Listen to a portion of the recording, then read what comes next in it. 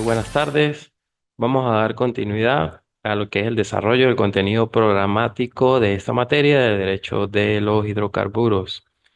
Eh, en esta sesión, coordinada de manera síncrona, pues vamos a seguir hablando un poco de lo que es, vamos a ver un poco con esa parte que estábamos dando. Estábamos hablando un poco de esas fuentes del derecho, de este derecho hidrocarburos. Entonces, tenemos que tener claro, como hablábamos en ese artículo 302 del artículo de la Constitución, que nos dice que el Estado se establece mediante la ley orgánica y por razones de conveniencia nacional lo que es esa actividad petrolera. Esto para ver de dónde nos da la fundamentación y esa naturaleza de esta materia. Entonces, al ser estos bienes de carácter estratégico, pues están allí en la Constitución y allí nos da la base para todo el desarrollo. Em, ya entonces hablamos un poco de los principios también que rigen la materia, como lo vimos en la oportunidad pasada. Y tenemos que tener claro lo importante que son y cuáles son esos principios para poder aplicarlo en el marco de la legalidad y basados en esa fundamentación que nos da la Constitución. Eh, este, mm, Vamos a hablar de que este derecho de hidrocarburos, pues evidentemente, como todos los derechos, tienen una fuente. Unas fuentes eh, que que están claramente dándonos desde dónde vamos nosotros a, a ubicar esta materia. Entonces, tenemos que tener claro que en nuestra Constitución, que esta idea constitucional como tal es una idea muy antigua, así que es donde parte todo. Eh, Aristóteles, como tal, en su obra política, nos definía la Constitución como el principio según el cual aparecen ordenadas las autoridades públicas y especialmente aquellas que están sobre las demás.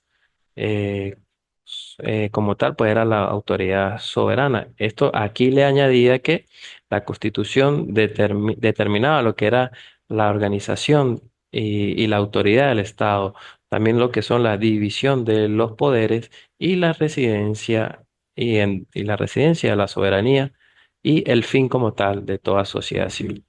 A pesar de lo antiguo que podemos ver que pueda tener esta definición, aún en todas las partes básicas, como podemos ver, se mantienen. Y estos pues dan el sostén a lo que es hoy eh, este derecho constitucional y basándonos, llevándonos a lo que es el eh, derecho de los hidrocarburos. Entonces, tenemos que tener claro que para esa actividad que ya realizamos, pues allí observamos algunas situaciones y vamos a ir desarrollando hoy como un preámbulo y luego en específico la ley de especial y pues vamos allí viendo los demás órganos que van a estar a la materia de los hidrocarburos. Entonces, con nuestra Carta Magna, que es la Constitución, que si se quiere, pues es la ley que está por encima de todo, y como lo observamos en la pirámide de Kelsen, vamos a ver aquí que donde se van a regular la base fundamental que da paso a las demás legislaciones y regulaciones desde el punto de vista jurídico y de esta materia de los derechos de hidrocarburos. Así como también lo vimos que nos establece en el artículo 12 de la Constitución, la cual hace que se desarrolle todo este ámbito de las disposiciones legales. Por esto se dice que es la fuente que va a iniciar todo el devenir del desarrollo del derecho de los hidrocarburos. ¿Cuál sería esa otra fuente formal del derecho, como es la ley? Tenemos que tener claro que la ley pues, puede ser una norma jurídica que es dictada por un legislador, es decir, que este es un precepto establecido por una autoridad competente. Y pues allí pues se manda o se establece o se prohíbe algo y para el bien de todos los ciudadanos. En principio es así. Esto debe ir en consonancia evidentemente con la justicia y para el bien de todos. Entonces, si vamos a conjugar un poco lo que son estos conceptos con lo establecido en la Constitución Nacional como norma suprema, pues vemos que la Constitución de la República Bolivariana de Venezuela, en su artículo 202, nos va a establecer que la ley es el acto como tal que es sancionado por la Asamblea Nacional como cuerpo legislador y que las leyes que van a reunir sistemáticamente normas relativas a determinada materia se podrán denominar también código. ¿Cuáles pudieran ser los tipos de leyes? Existen como tal dos clasificaciones. En el sentido formal, allí vamos a decir que hay leyes orgánicas, especiales y otras que son ordinarias. Y en sentido material, de que otras que son decreto ley y reglamento.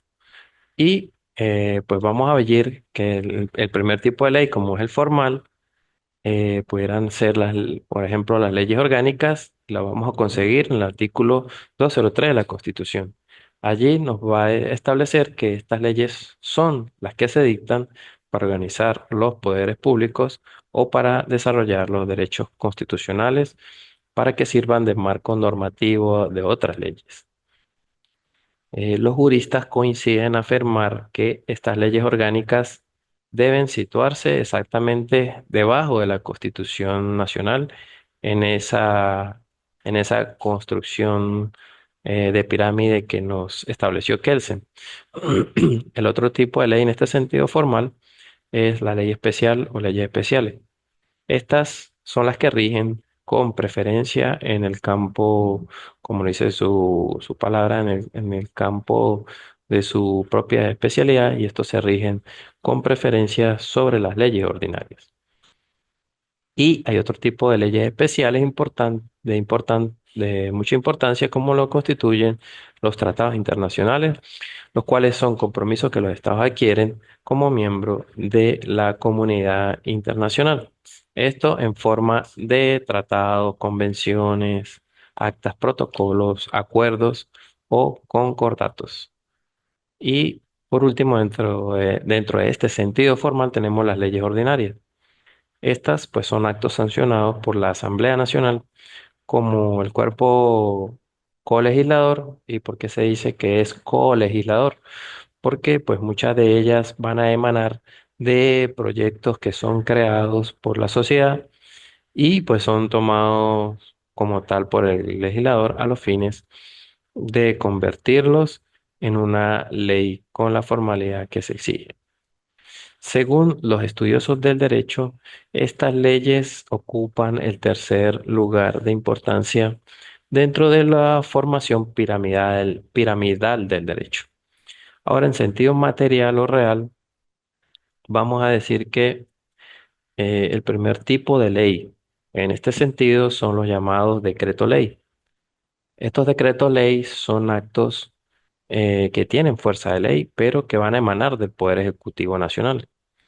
Esto en el uso de las facultades y las atribuciones que le van a acordar la Constitución. Eh, s- em, pues evidentemente tienen igual rango y valor que la ley. En el mundo, por regla general, estos decretos leyes representan un medio que es abusivo y si se quiere inconstitucional. De estos, pues se valen ciertos gobiernos de facto o de hecho para dictar normas que necesitan para su momento, es decir, para ejercer las facultades que son usurpadas al poder legislativo. que como tal, pues en principio es el único que puede dictar las leyes de conformidad con la Constitución y en los regímenes democráticos. De allí que al restablecerse la normalidad constitucional, una de las medidas que adopta el Congreso o la Asamblea Nacional es determinar lo que es la validez o la nulidad de estos decretos leyes. Ahora, en el caso de Venezuela y de la Constitución Nacional, específicamente en la última parte del artículo 203, nos habla de lo que es la existencia de las leyes habilitantes. ¿Qué son estas leyes? Estas son, estas son aquellos actos sancionados por la Asamblea Nacional, por las tres quintas partes de sus integrantes, a fin de establecer directrices, propósitos o marcos de las materias que son delegadas al presidente de la República y que pues tienen un rango, valor y fuerza de ley.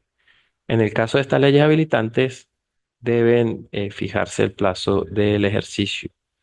Entonces, a través de estas leyes habilitantes son las donde se le da la potestad al Poder Ejecutivo para decretar eso eh, o para promulgar esos decretos ley. Otra de las fuentes de los derechos y los hidrocarburos, en este caso, es una fuente indirecta del derecho, como lo es la jurisprudencia, pero que en el caso de Venezuela, esta fuente ha tomado importancia en el sentido de que las decisiones, y en el caso específico de la Sala Constitucional del Tribunal Supremo de Justicia, son como tal vinculantes para lo que son los tribunales de la República. Es decir, que las decisiones en determinadas materias y que los criterios que son aquí establecidos deben ser como tal tomados como parte de la legislación. Y en el caso de las interpretaciones de las leyes, la interpretación es, pues es esta sala como tal la que tiene la potestad de hacer las interpretaciones a la ley.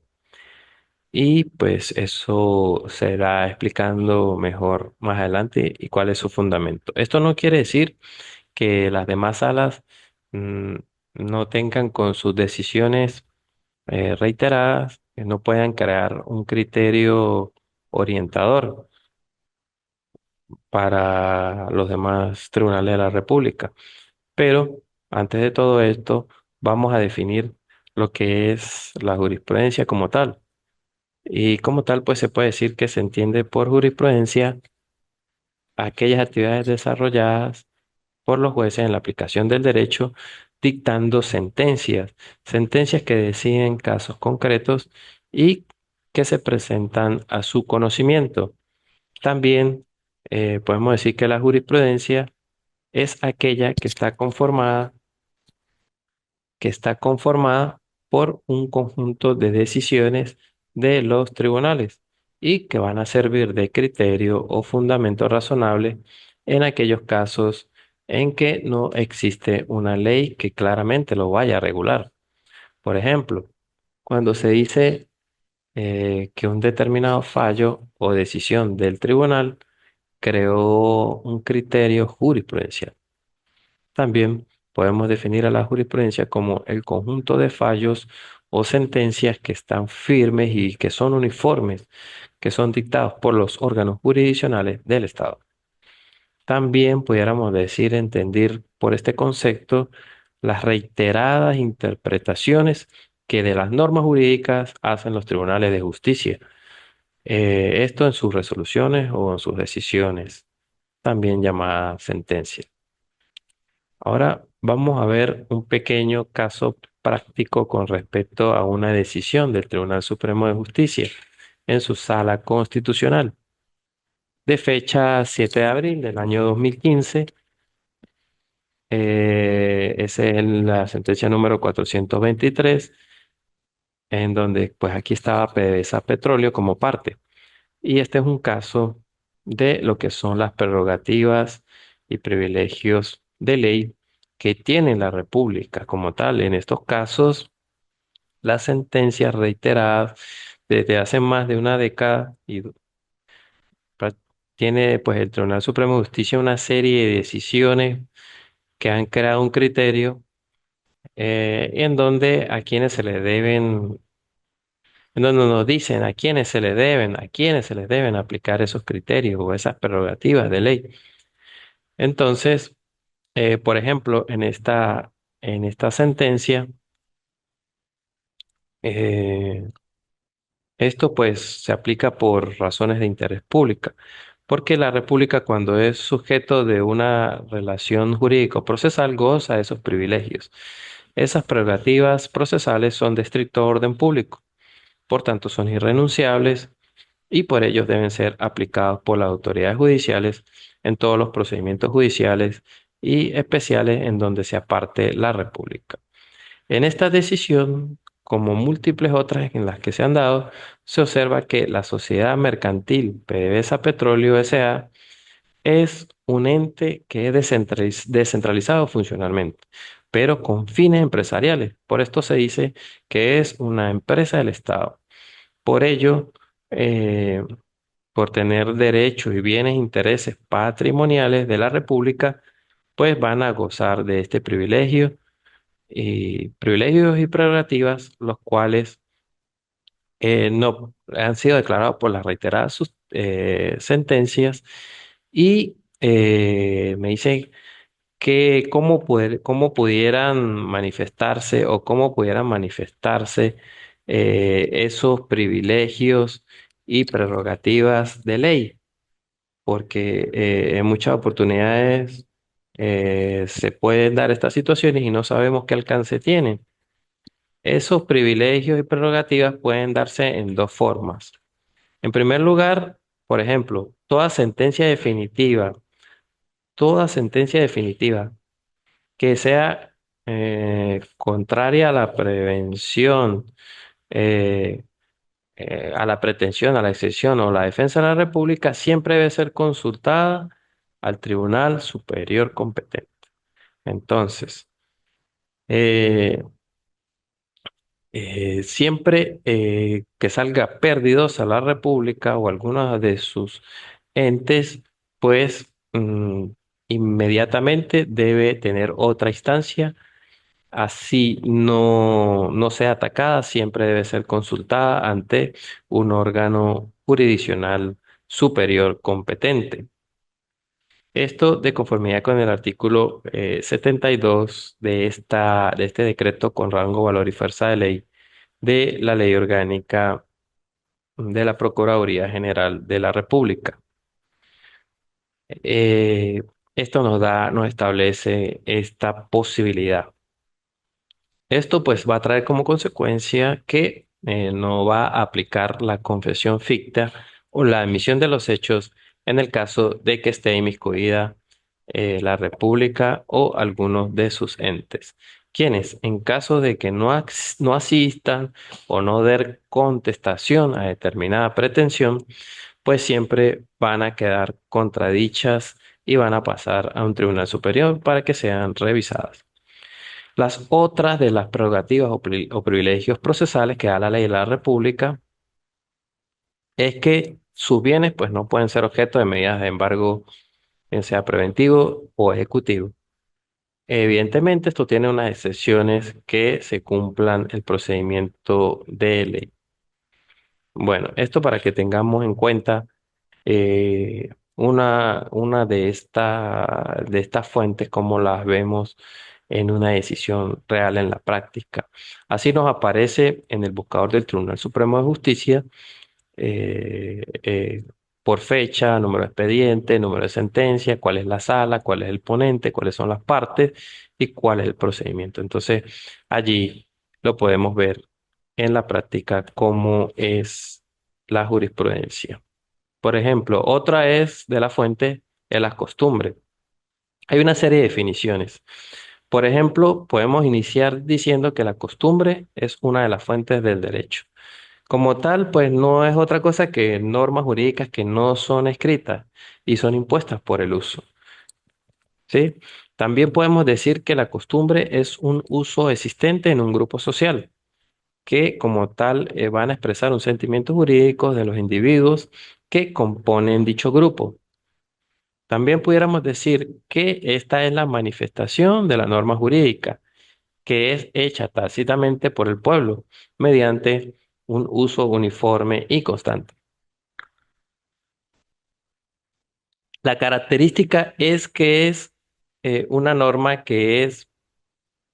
eh, que se hace, que se siente la necesidad de la existencia, aunque no está escrita en papel, eh, debe tomarse como una norma necesaria para como tal a la sociedad. Entonces, eh, allí vemos esa situación de lo que es la costumbre. Entonces, esta debe ser, debe existir esa necesidad de existencia y de que es continua su aplicación. Entonces, esta costumbre también pudiera conceptuarse como una constante y reiterada repetición de lo que es una conducta social que es deseada y necesaria para lo que es el desarrollo de la sociedad. En la costumbre hay dos elementos fundamentales, un elemento material que es la reiteración de un determinado comportamiento y otro elemento que es el elemento espiritual, que es la elevación de ese comportamiento a un modelo de conducta. Esto es la costumbre. Otra de las fuentes lo es la doctrina. Esta palabra doctrina va a significar lo que es la enseñanza. Según García Maínez, se da el nombre de doctrina a lo que son los estudios de carácter científico que los juristas realizan acerca del derecho, ya sea con un propósito puramente teórico de lo que es sistematizar sus preceptos o con la finalidad de interpretar sus normas y señalar las reglas de su aplicación. Otro concepto es en el que doctrina no es otra cosa que lo que son las opiniones, estudios y tratados de los jurisprudentes o jurisconsultos. Esto no es en ningún caso vinculante, puesto que se basa a veces en la especulación y tiene una base de sustentación que tiene mucha subjetividad. También en la doctrina pudieran ser todos esos estudios de carácter científico. Esos estudios los realizan los juristas en torno al derecho, ya sea con un propósito sumamente teórico o con la finalidad de señalar las normas de su aplicación mediante lo que es la interpretación. Principalmente la doctrina busca dos propósitos. Un propósito que es puramente especulativo para sistematizar los preceptos de un autor o jurista, y también con la finalidad de interpretar las normas señalando las reglas para la aplicación, bien sea para criticarlo o para proponer nuevas normas. La importancia de la doctrina es que sirve de instrumento para que otros nuevos estudiosos del derecho aumenten su conocimiento y hagan nuevos aportes, nuevas teorías. Y pues también se debe hacer mención que en muchas oportunidades la decisión del Alto Tribunal de la República en sus criterios reiterados que son convertidos en jurisprudencia, toman los aspectos doctrinales para fundamentar sus decisiones. Entonces, voy a hacer una pequeña referencia de lo que es el derecho de propiedad, de lo que son los yacimientos de los hidrocarburos, según el ordenamiento jurídico actual que está vigente. Puesto que la ley orgánica especial que está vigente va a recoger el principio de que los yacimientos de hidrocarburos son de la propiedad de la República y como tal, pues tienen ahora un rango constitucional. Se ve que efectivamente esta Carta Magna ratifica expresamente lo que es la propiedad de la República sobre los yacimientos mineros y de hidrocarburos existentes en el país, tal y como lo comentamos en lo que es el artículo 12 de la Constitución de la República Bolivariana de Venezuela, en donde nos establece que los yacimientos mineros y de hidrocarburos, cualesquiera que sean su naturaleza y que sean existentes en el territorio nacional, bajo lo que es el lecho del mar territorial y bajo la zona económica bajo la zona económica exclusiva, bajo el lecho del mar territorial y en lo que es la plataforma continental van a pertenecer a la República, pues como tal van a ser bienes de la República y como consecuencia de ello van a ser inalienables e imprescriptibles. Esta ley vigente recoge el texto constitucional y admite el concepto de que la propiedad de la República sobre los yacimientos se ejerce sobre todos aquellos que se encuentren dentro de las fronteras nacionales. Esto en razón de que con tal delimitación se comprenden áreas derivadas de la celebración de tratados internacionales con países circunvecinos. Con este principio de propiedad de la República sobre lo que son los yacimientos de hidrocarburos, se derivan importantes consecuencias, como lo son la que el Estado puede explotar directamente sus recursos, puede también regular su explotación y cuando las referidas actividades van a ser realizadas por otras personas, pues tienen el derecho de obtener de estas una participación o regalías sobre ese recurso que fue explotado. Entonces aquí no se trata de una propiedad nuda, sino de una plena propiedad. Las Naciones Unidas reconocen el derecho de propiedad de los estados nacionales sobre sus recursos naturales, pero pues esa propiedad es común e indivisa, es decir, no puede ser repartida o acreditarse ni en tiempo ni en espacio como cuota parte para lo que es el patrimonio particular de cada ciudadano, sino que debe permanecer como un bien patrimonial común e indeviso de todos los venezolanos que van a conformar la nación. Aparte de ello, pues quiero hacer una mención que establece la ley vigente. En los casos de que cuando un yacimiento de hidrocarburos se encuentre o forme parte como tal del dominio con países limítrofes para lo que es la explotación. En estos casos no podrá realizarse sin una previa celebración de un convenio de unificación con esos países limítrofes. Y a falta de existir un acuerdo, el Ejecutivo Nacional va a ejecutar las medidas necesarias para salvaguardar los intereses de la República, incluyendo dentro de estas opciones lo que es la revocación al derecho de explotación de esa área.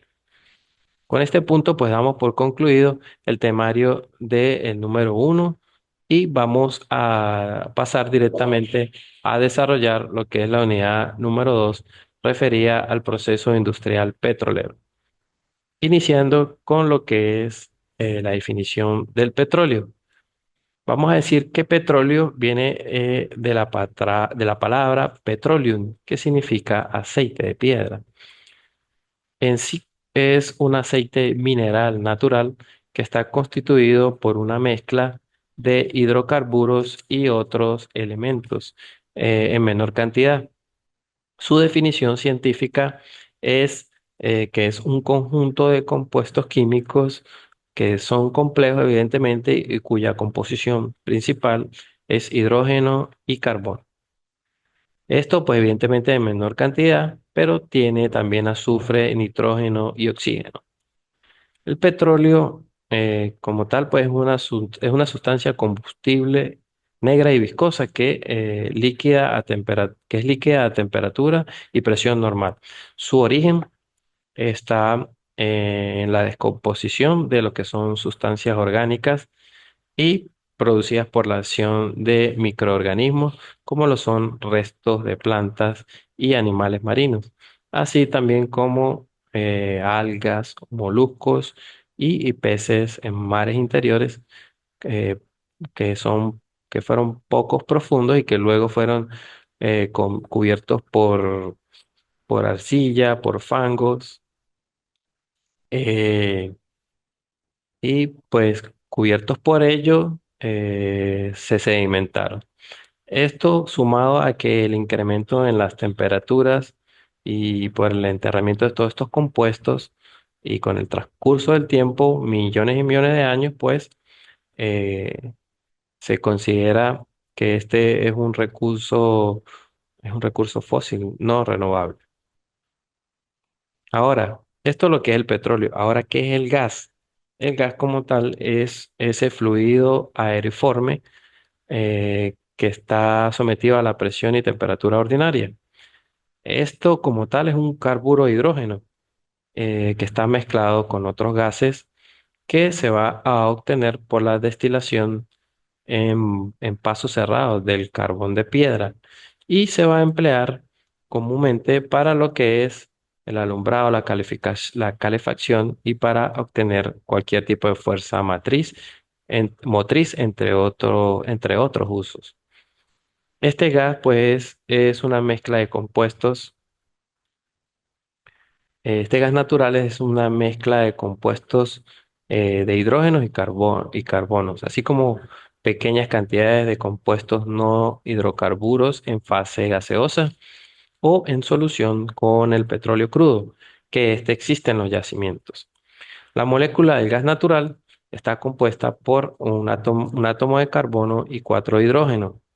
El gas natural como tal está compuesto por los cuatro primeros hidrocarburos saturados de lo que son esa serie parafínica, especialmente el metano, el anhídrido carbónico, el monóxido de carbono, también el nitrógeno, el hidrógeno, el helio y en ocasiones con otros gases como lo es el ácido sulfhídrico.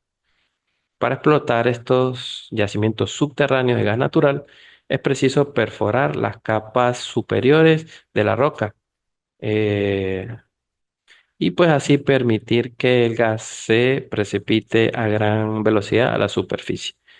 La perforación de estos gases es muy similar a la de los pozos de petróleo y cabe destacar que en caso de escasez de la gasolina pudiera obtenerse por síntesis a partir del gas natural este combustible.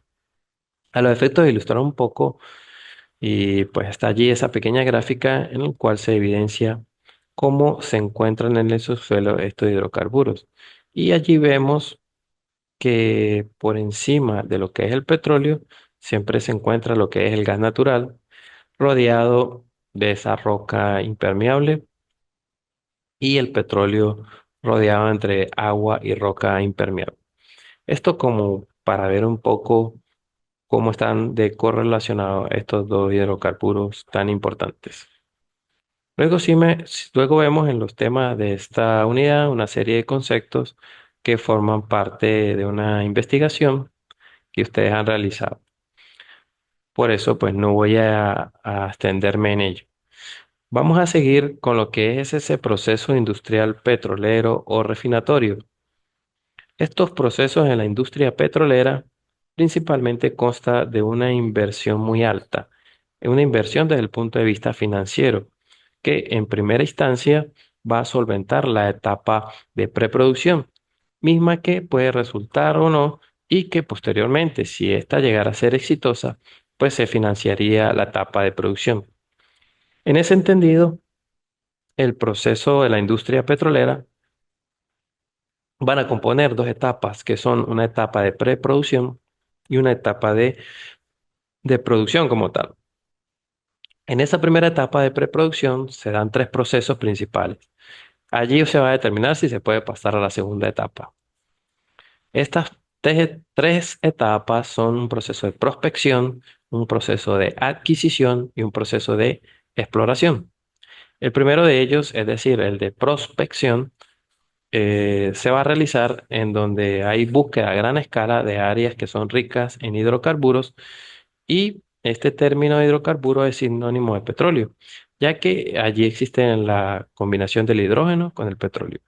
Luego, en el proceso de adquisición, se va a realizar lo que es la obtención de un derecho a explorar como tal y explotar un área en donde está la concesión y el pago de determinado derecho. Y luego, en el proceso de exploración, se va a realizar lo que es la perforación hasta encontrar el gas incorporado y ello nos permite establecer las reservas probables, así como también ayudar a decidir si se sigue o no con el proceso. Luego vemos a la etapa de producción, que está pues una vez de que ese tercer proceso de preproducción indica que sí se debe continuar, pues vamos a ese proceso de esta etapa de producción, que son dos, una etapa de desarrollo y una etapa de producción. En el desarrollo, en esa etapa o en ese primer proceso, de ese primer proceso, la etapa de producción, vemos ese proceso intermedio entre la etapa de preproducción y de la producción como tal.